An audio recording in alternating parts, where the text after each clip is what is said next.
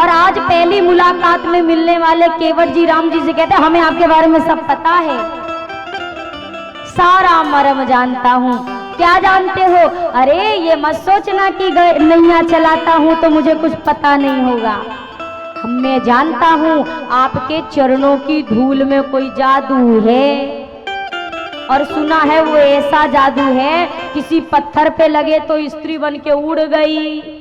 तो महाराज अगर पत्थर स्त्री बन सकती है तो हमारी तो बेचारी काठ की नैया, और सो पानी में सालों से बूढ़े बूढ़े और कमजोर हो गई है। वो तो छूने से बनी थी, ये तो देखते ही बन जाएगी। कृपा करो सरकार, हम अपनी आजीविका रोजी रोटी पे मैं ऐसा नहीं दांव खेल सकता हूँ। राघव जी ने कहा ऐसी कोई बात नहीं है। लक्ष्मण जी कहते अरे ये क्या सुनी सुनाई बात पर बात करते हो। लखनलाल से केवट जी ने कहा सरकार आप बताओ, आप भी थे ना? बोला था। बोला बताइए शिला, वो जो पत्थर थी शिला थी, वो नारी बनी कि नहीं बनी? लखनलाल ने कहा बनी। केवट जी ने कहा बन के कहाँ गई? बोला उड़ गई। केवट जी ने कहा बस बस बस बस बस। सोचिए जब आपके चरणों का जो जादू है पत्थर पे इतना तेज असर करता है तो मेरी तो बेचारी लकड़ी है, ये क्या सह पाएगी? सरकार ऐसा जुल्म ना करो हमारे पे। अरे कौन सा हमारे बाल बच्चों ने वेद वेदांत पढ़ा है? केवट हूँ, मल्लाह हूँ जाति से, मेरे बाप दादा नैया चलाते थे, आज मैं चला रहा, कल को हमारे लड़का बच्चा भी यही नैया चलाएंगे। गोस्वामी जी ने लिखा है कवितावली में। केवट जी कहते हैं सरकार मेरी रोजी रोटी पे ऐसे ना लात मारने दो प्रभु। अरे पाते भरी सहरी सकल सुत वारे वारे, और केवट की जाति कछु वेद ना पढ़ाई हूँ। सब परिवार मेरो याही लागी राजा जू, होती में वित्तहीन कैसे दूसरी गढ़ाई हूँ। गौतम की घरनी जो ये तरनी तारेगी मेरी, अरे प्रभु सो निषाद होई के बात ना बढ़ाई हूँ। तुलसी के ईश्राम रावरो सो साची कहो, बिना पग धोए नाथ नाव ना चढ़ाई। केवट जी कहते हैं हमारे बच्चे भी यही नैया चलाएंगे, और जब नैया ही नहीं रहेगी तो का चलाएंगे, का कमाएंगे और का खाएंगे? तो सरकार ऐसा मैं रिस्क नहीं ले सकता हूँ, तो करना क्या होगा? केवट जी ने कहा देखो सरकार सारा मामला आपके पैरों की धूल से जुड़ा है, तो धूल साफ करा लो, मामला खत्म। चरण धुला लीजिए, मैं धो करके उस जादुई कण को निकाल लूंगा, और जब चरण आप धुलवा लोगे तो आपको नैया में बिठा लूंगा और पार कर दूंगा। लक्ष्मण जी ने कहा अरे कैसी अजीब सी बातें करते हो। अगर ऐसा होता तो मेरे भैया ने आते आते कितने पत्थरों पर पैर रखा, सब बन बन के उड़ ना जाती।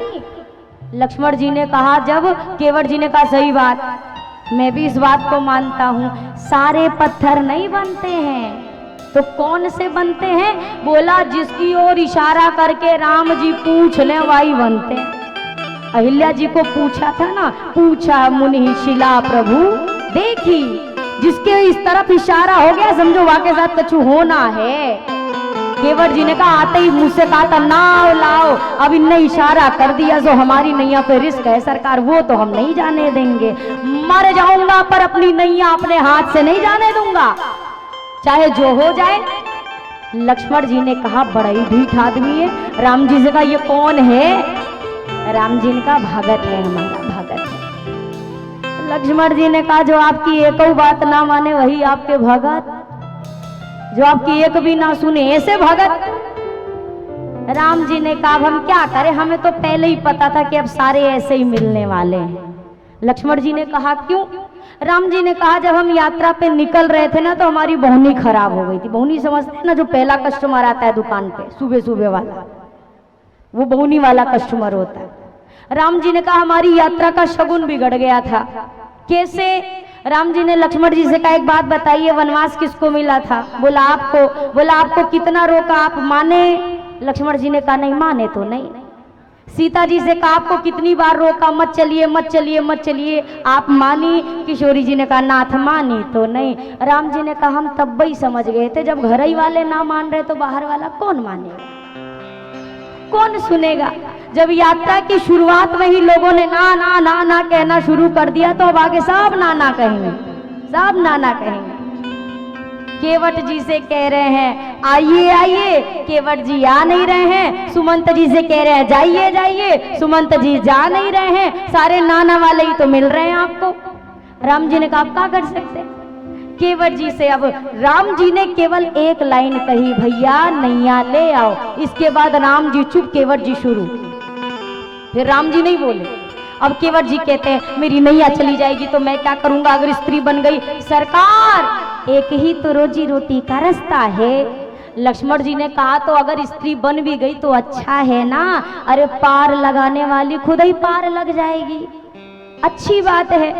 केवट जी ने कहा बड़ा अच्छी बात है, एक बात बताओ ये जब स्त्री बनेगी तो घाट पे बैठेगी कि घर में बैठेगी? घरी पे तो जाएगी और ऊपर से कहेगी हम हैं ब्राह्मणी, क्योंकि बनती है ब्राह्मणी। कहेंगी मैं ब्राह्मणी हूँ, तू मल्ला है, अलग घर बना, अलग राशन दे, अलग बासन दे। सरकार काहे को जीते जी मारने पे लगे, इतनी मुसीबत में ना डालो।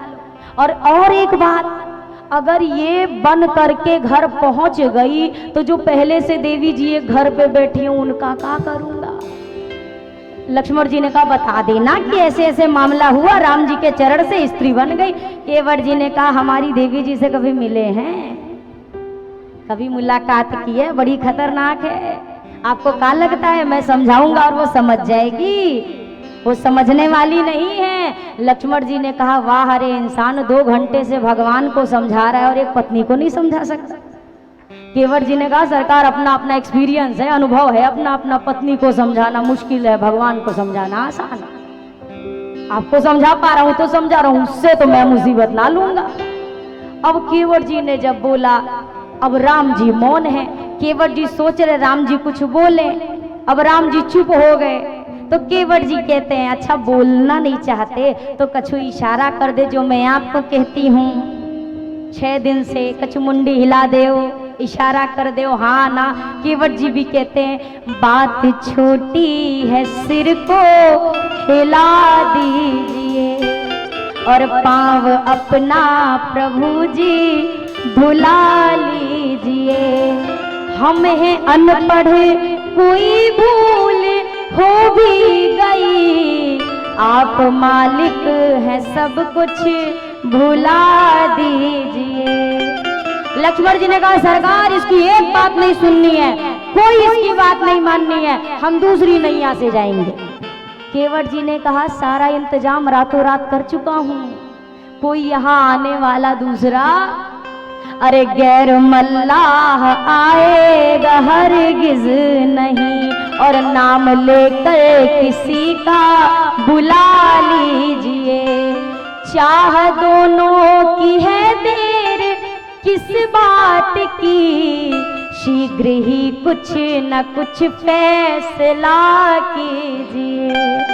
अरे दोनों की तो चाहत है तो देर काहे को करते हो सरकार, बताइए ना क्या बात है, कुछ तो इशारा करिए, कुछ बोलिए तो सही। पर केवट जी की बात सुन के भी राम जी मौन। अच्छा राम जी चुप हैं, लक्ष्मण जी बोले जा रहे हैं। लक्ष्मण जी ने कहा पता होता ना कि तू ऐसे नौटंकियां करने वाला है, हमें तो जाना ही नहीं है तेरी नैया से। केवट ने कहा सुनो सरकार अगर नहीं जाना है तो दूसरा रास्ता है। क्या है?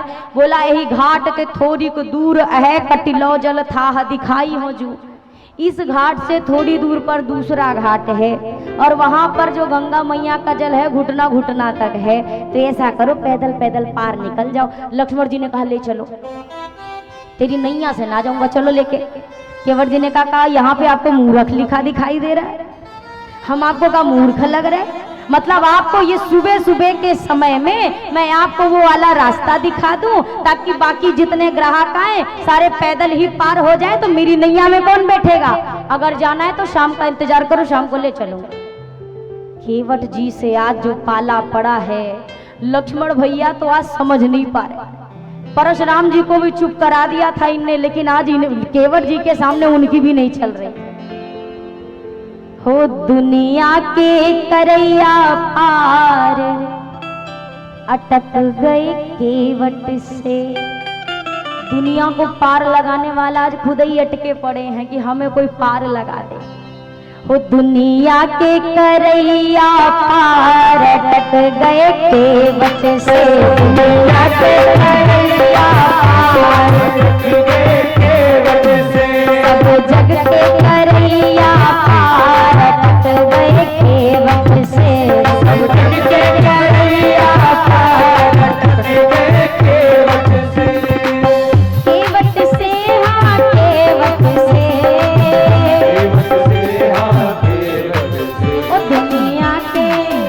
सब जग के करैया पार अटक गए केवट से। सब जग के करैया पार अटक गए केवट से।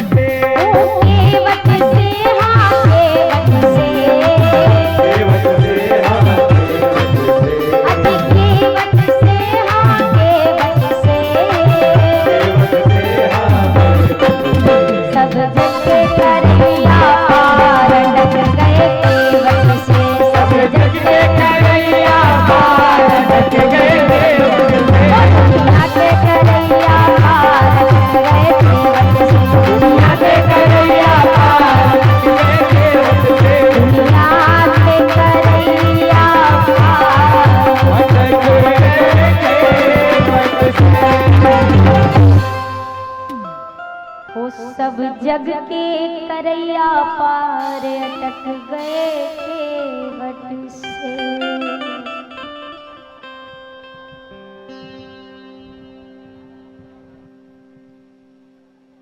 आज रात्रि का भंडारा भोजन धनगढ़ी ग्राम के श्री दिनेश कुमार और मुकेश कुमार राम सिंह करोड़ीमल जी की ओर से है। उनकी सहयोग राशि 31,500 रुपये। वो आए मंच पे और सम्मान प्राप्त करें दीदी से, और एवं धन्नो भाई बुआ जी और हरिचरण उनके भाई आए और मंच पे उनका दीदी से आशीर्वाद प्राप्त करें।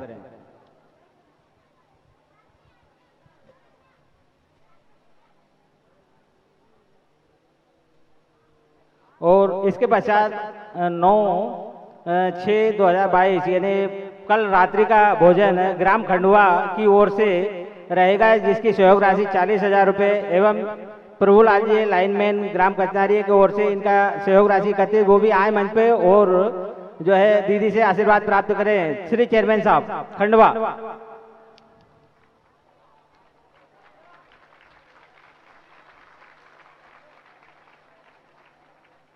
आए और दीदी से आशीर्वाद प्राप्त करें।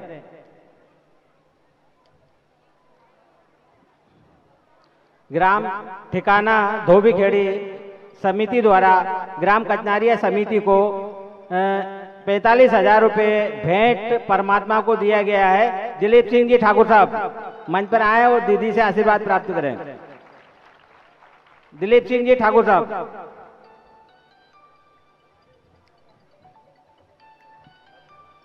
और 10 तारीख को रात्रि भोजन उमेश पटेल खजूरिया कला एवं उनके द्वारा भंडारे में सहयोग दिया गया है 31,000, वो भी आए और मंच पर दीदी से आशीर्वाद प्राप्त करें। एवं प्रभुलाल जी लाइनमैन साहब वो भी आए और दीदी से आशीर्वाद प्राप्त करें।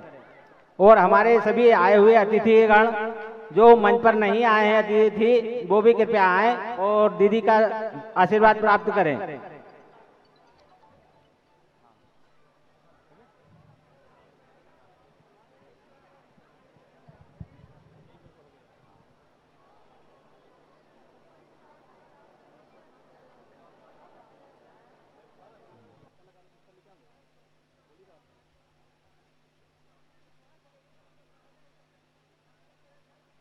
कुछ अतिथि हमारे शेष रह गए हैं जिनको मैं मंच पे आमंत्रित करना चाहूंगा, वो आवे और दीदी जी का आशीर्वाद प्राप्त करें। लक्ष्मी नारायण पाटेदार मेडिकल वाली जी की तरफ से हमारे सियाजू के भव्य मंदिर निर्माण में 1100 रुपए का सहयोग प्राप्त हुआ। महेश जी पूर्व सरपंच मोहाली से 500 रुपए इनकी तरफ से सहयोग प्राप्त हुआ। देवेंद्र चौधरी जी, ओम प्रकाश जी मोहाली से, बलराम जाट जी खंडवा से, विकास गौर जी चांदबड़ से, अभिषेक जी, जतिन गौर जी, कपिल जी खंडवा से,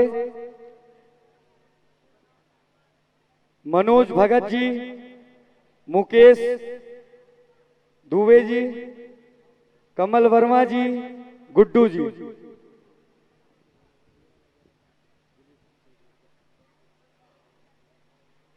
और दिलीप सिंह ठाकुर जी की तरफ से हमारे श्री सियाजू वात्सल सेवा संस्थान को 1100 रुपए का सहयोग प्राप्त हुआ। मैं चाहूंगा इन लोगों के लिए आप जोरदार ताली से इनका उत्साहवर्धन करें।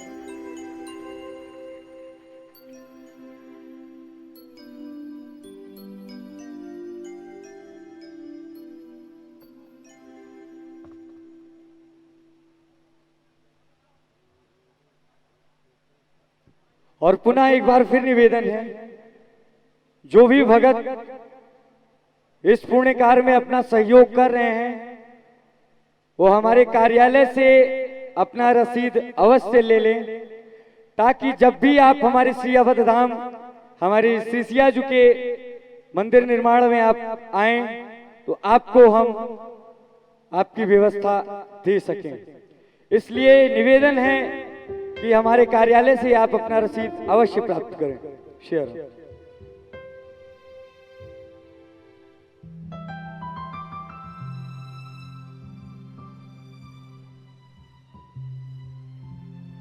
और जो भी भक्तजन दीदी जी का आशीर्वाद प्राप्त करना चाहते हैं वो हमारे कार्यालय पे या हमारे मंच के बगल आके अपना नाम लिखा सकते हैं।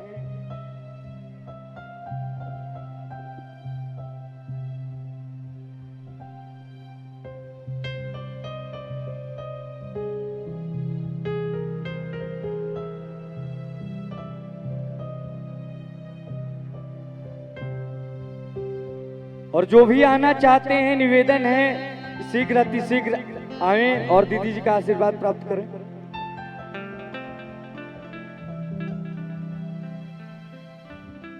आप में से भी जो लोग आना चाहते हैं आशीर्वाद प्राप्त करना चाहते हैं वो आ सकते हैं।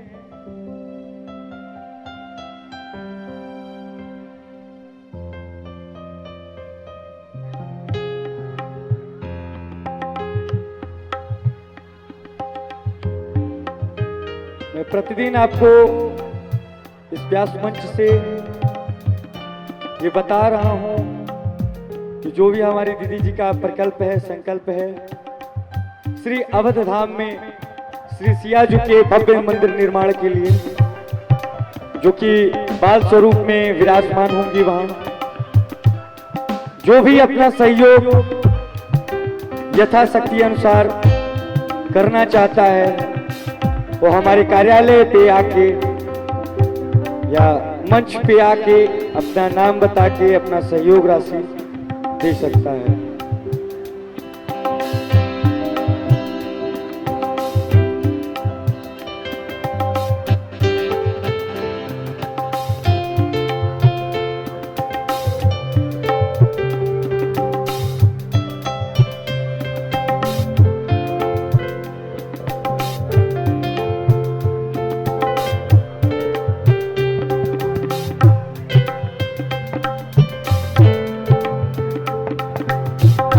और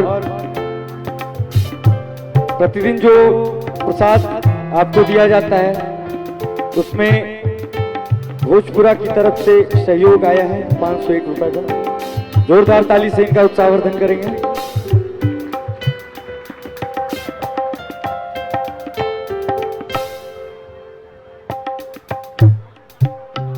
पुनः निवेदन एक बार फिर से आपसे, जो भी भक्तजन मंच पे आके दीदी जी का आशीर्वाद प्राप्त करना चाहता है वो शीघ्र अतिशीघ्र मंच पे आ सकता है।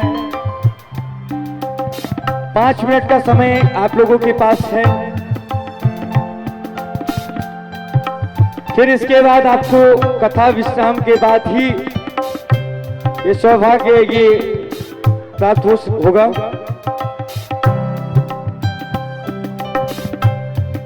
और जो भी मंच पे आ रहे हैं, जो भी हमारे अतिथिगण पधारे हुए हैं, मैं चाहूंगा इन लोगों का स्वागत हम जोरदार तालियों के साथ करेंगे।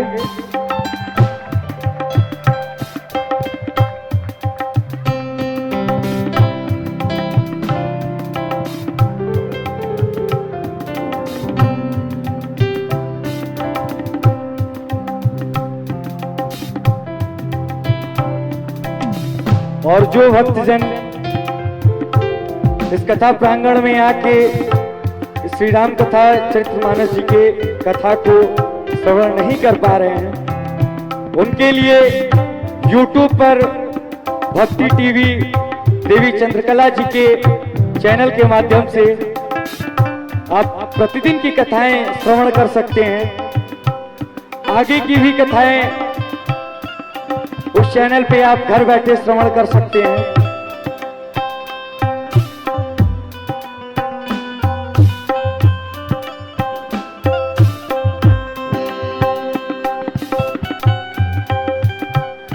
आप सभी कथा प्रेमियों का व भक्तजनों का सहयोग निरंतर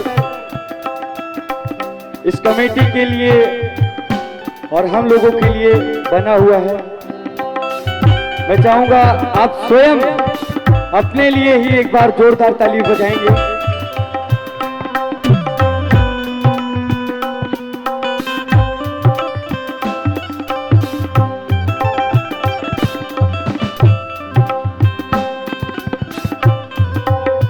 सभी भक्तों से निवेदन है कि अब जो भी आना चाहते हैं वो इस समय नहीं, किंतु कथा विश्राम के बाद आ सकते हैं। और जिनको भी आना होगा तो पहले नाम अपना नोट करवा देंगे, फिर आएंगे।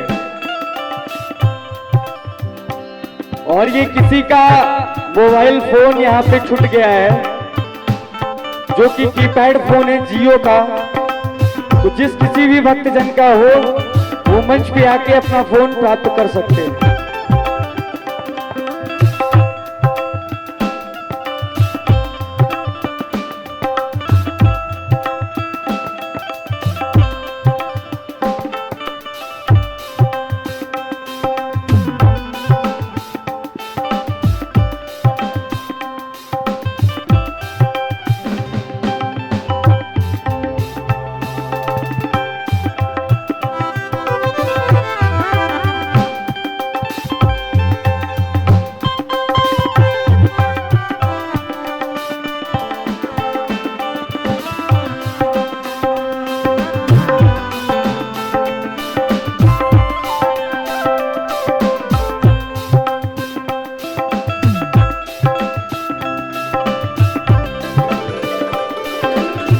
अब सभी लोग अपने स्थान पे बैठ जाएं, जो जहां पे बैठा था वो वहीं बैठ जाए।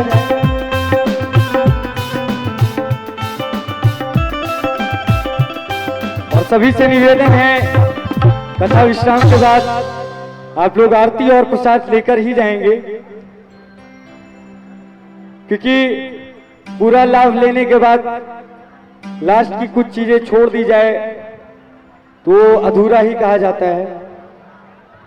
तो सभी से निवेदन है कि कथा विश्राम के बाद आप लोग आरती व प्रसाद लेकर जाएंगे।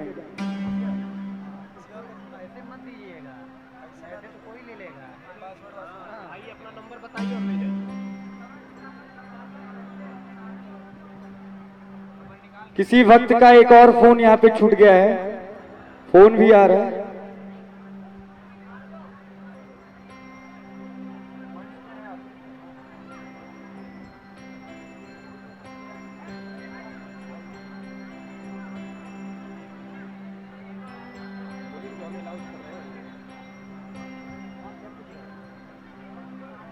किसी और का फोन यहाँ पे छूट गया है, जिस किसी भी भक्त का हो वो मंच पे आके अपना फोन प्राप्त कर सकते हैं।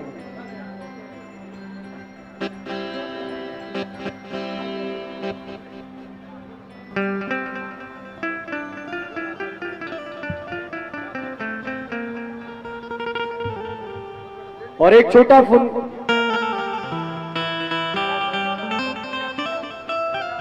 हेलो, 31,000 रुपया ग्राम खजूरिया की ओर से ग्राम कचनारिया यज्ञ में भेंट दिए जाते हैं। उसके लिए कचनारिया समिति बहुत बहुत आभार व्यक्त करती है। बहुत बहुत धन्यवाद। बोलिए सियावर रामचंद्र की, पवन सुत हनुमान की जय हो।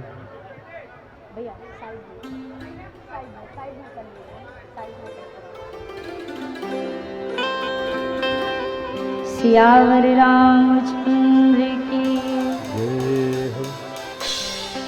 केवट जी राघव जी के समक्ष बारंबार अपनी एक प्रार्थना रखते हैं, प्रभु चरण धुला लो तो बिठा लो नाव में। राघव जी मौन, जब राम जी कुछ नहीं बोलते, अब केवट जी सोचते हैं का ये बोलते ही नहीं है, लेकिन नहीं बोल तो रहे थे जब आए थे तब, तो अब क्यों नहीं बोल रहे, क्या बात है।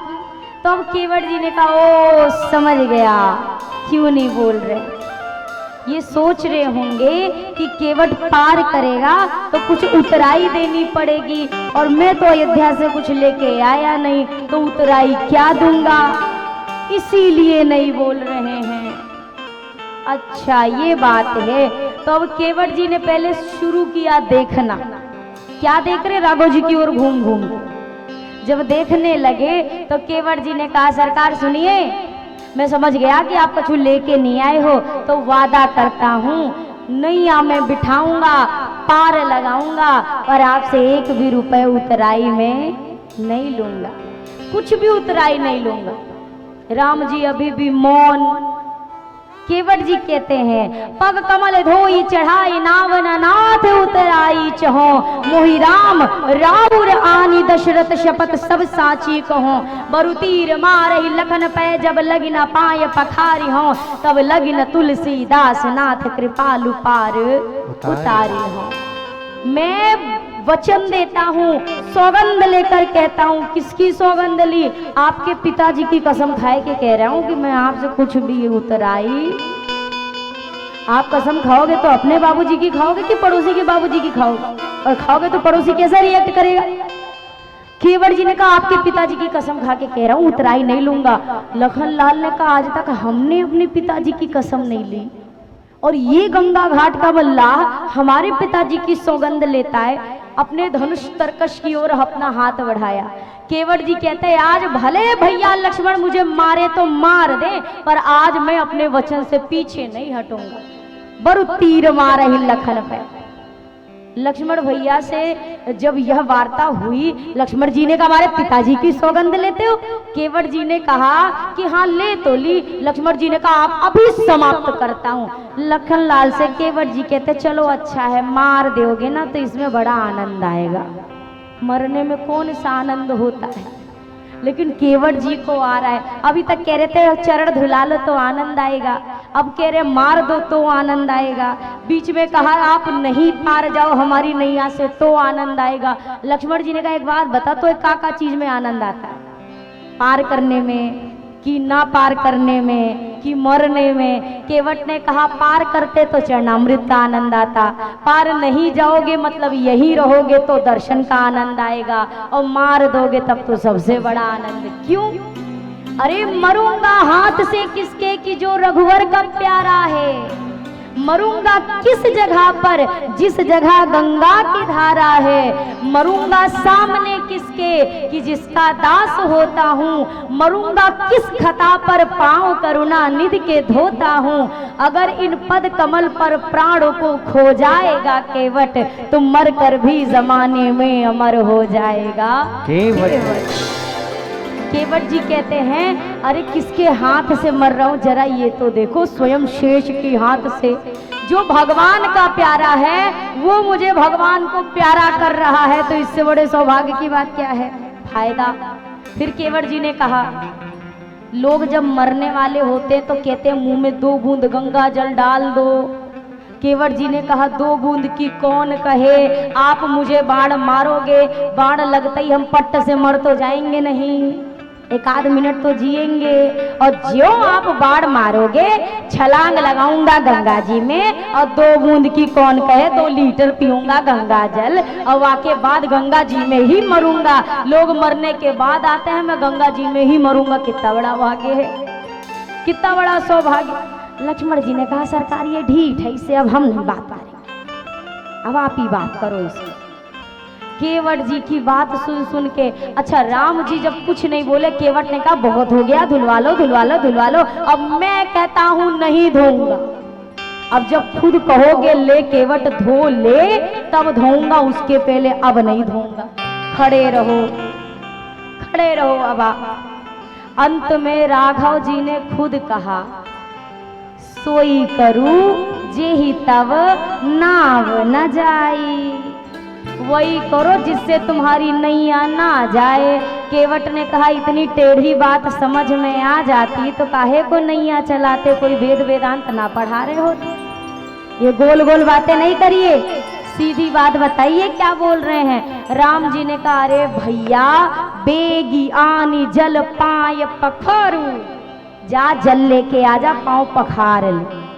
अच्छा 3 घंटे से केवट जी राम जी से बात कर रहे हैं और अभी तक खड़े खड़े बात कर रहे थे। अब जब राम जी ने आज्ञा दे दी कि ना जाओ जल लाओ धो लो, अब केवट जी बैठ गए। अब बैठने का समय कि भागने का समय, आप बताओ। जल लाना चाहिए, धोना चाहिए, अभी तक खड़े थे, जैसे कहा पखार लो तो बैठ गए। लक्ष्मण जी ने कहा अरे विधाता आप काहे बैठ गए, भैया ने कहा तो कि धो लो, जा लेके आओ। केवट जी ने कहा आपके भैया ने धो लो थोड़ी ना बोला है, अगर कहते धो लो तब तो मैं खुद ही ला के पानी धो लेता। आपके भैया ने कहा पखार लो, और पखारने का काम तो पत्नी के साथ गठबंधन करके किया जाता है, और पत्नी बैठी है घर में। लखन लाल ने कहा भैया इससे इतने भारी भरकम शब्द क्यों बोले आपने, काहे को बोला पखार लो, कह देते धो लो। राम जी ने कहा अरे हमने कहा पखार लो, यही तो 3 घंटे से कह रहा था पखारी हो पखारी हो पखारी हो, तो हमने भी कह दिया ले पखार ले। राम जी ने कहा इसे सोच समझ के बोला करो। लक्ष्मण जी ने कहा अब केवट जी बैठे हैं, राम जी से कहते हैं सरकार पत्नी घर में बैठी है जाएं। लखन लाल ने कहा खबरदार जो यहाँ से हिल गए, हिलना नहीं है, बैठे रहो, धोना है तो तुरंत धो, नहीं बैठो, कहीं नहीं जाना है। अब केवट जी बैठे बेचारा सा मुंह लेके राम जी की ओर देखें, सरकार बताओ ना जाए। अब राम जी बीच में फंसे, अगर कह दे जाओ तो लक्ष्मण जी को दुख हो, कह दे ना जाओ तो भगत जी को दुख हो। अब राम जी क्या करें, तो राम जी से लक्ष्मण जी ने कहा भैया जाने नहीं देना है। राम जी ने कहा हाँ बिल्कुल नहीं जाने देना, यही रहो बैठे रहो, जाना नहीं। अब केवट जी कह रहे सरकार जाए। अब राम जी का बोले, अब लक्ष्मण जी के हिले ना तो खैर नहीं है तुम्हारी। अब राम जी बैठे तो देख रहे केवट को, लखन लाल का ध्यान थोड़ा सा उधर हुआ, राम जी ने केवट को इशारा किया निकल जल्दी भाग। राम जी का रुख मिला और केवट जी भागे। अब आप कहोगे ये कहाँ लिखा है, ये गोस्वामी जी ने लिखा है, पर श्री रामचरितमानस में नहीं, कवितावली में लिखा है। क्या लिखा, अरे प्रभु रुख पाई के, रुख का मतलब होता है आंखों का इशारा। राम जी ने इशारा किया निकल लो। प्रभु रुख पाई के बोलाई बालक धरीनी हो। आज्ञा मिली, केवट भागा। लखन लाल ने कहा भैया भाग गया। राम जी ने कहा क्या कर सकते हैं, रोका तो था, चला गया तो क्या करे, जाने दो आ जाएगा। अब ये भाग के गए केवट जी। अब इनके छोटे छोटे लड़का बच्चा जो भी रहे हो, चुन्नू मुन्नू टिल्लू पिल्लू जो भी, सबको बुलाया याओ याओ याओ याओ, सारे इकट्ठे हुए। बाबूजी क्या हुआ, पत्नी आई, क्या हुआ, इतना क्यों शोर मचा रहे। केवट जी ने कहा अरे भगवान आए हैं। छोटे छोटे लड़का भागे, जा रहे भगवान के पास दंडवत करने। केवट जी ने कहा पहले यहाँ 2 ठो आए हैं, 2 हैं वहां, गोरखे के पास मत जाना, गए पटाख से ऊपर पहुंचोगे। गोरखे के पास मत जाना, हाँ सामले वाले के पास जाना, वो कछु नहीं बोलते, बड़े सीधे साधे, गोरखे से दूर 2 फीट वहां नहीं।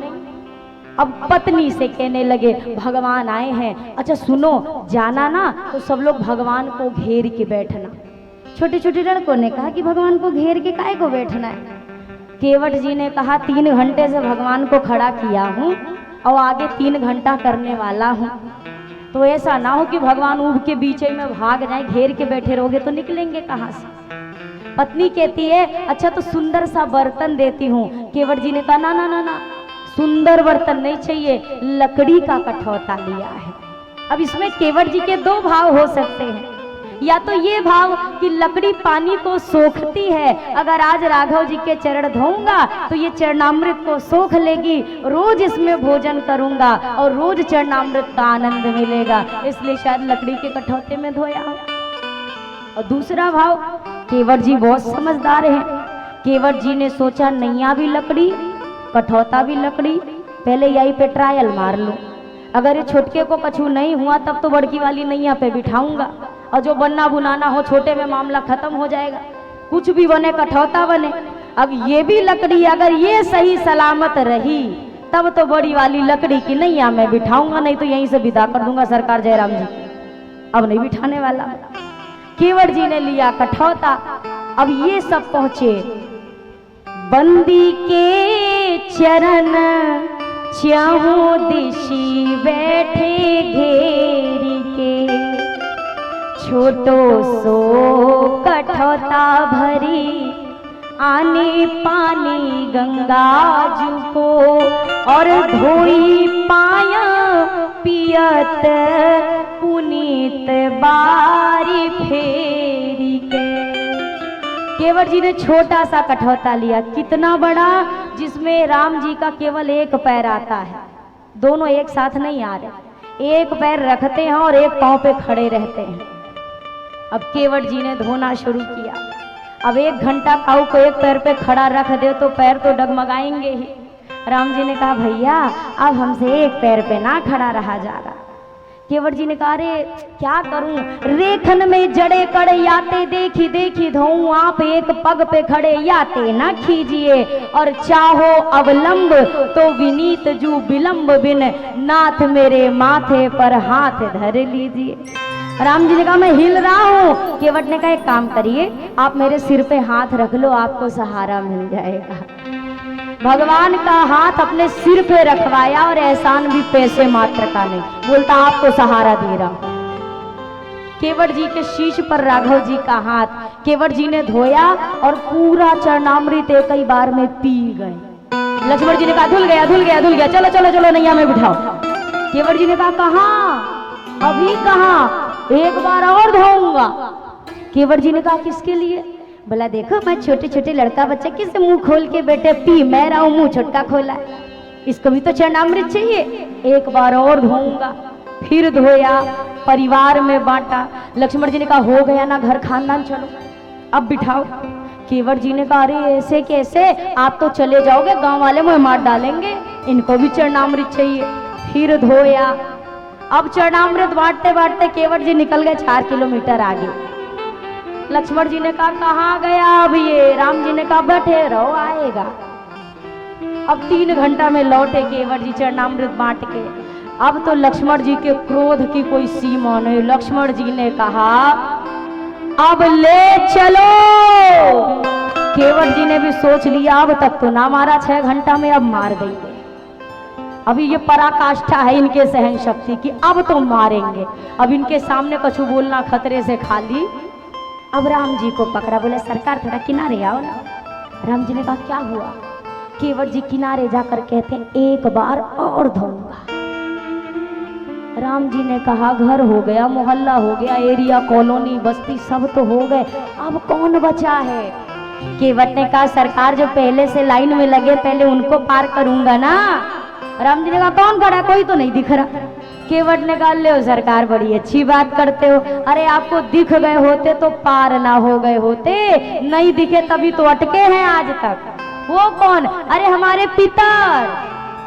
फिर से धोया, उसी चरणामृत से पितरों का तर्पण किया। अब केवट जी ने राघव जी को नैया में बिठाया। नैया में बिठाकर जब उस पार उतारा ना, अब केवट जी के तो अभी तक हमने प्रेम के दर्शन किए, अब केवट जी के भाव के दर्शन हो रहे। केवट जी चरणों में गिर गए, दंडवत किया। राम जी उठा नहीं रहे। मैया ने मुद्रिका उतार कर दी, बोला ये दे दीजिए। केवट जी कहते हैं सरकार नाथ आज मैं काह न पावा, सब तो मिल गया, अब क्या चाहिए। केवट जी से जब बार बार प्रभु ने कहा उतराई ले लीजिए ले लीजिए, तो अब केवट जी कहते अगर देना चाहते हो ना सरकार, लौटते समय जो देंगे वो ले लूंगा।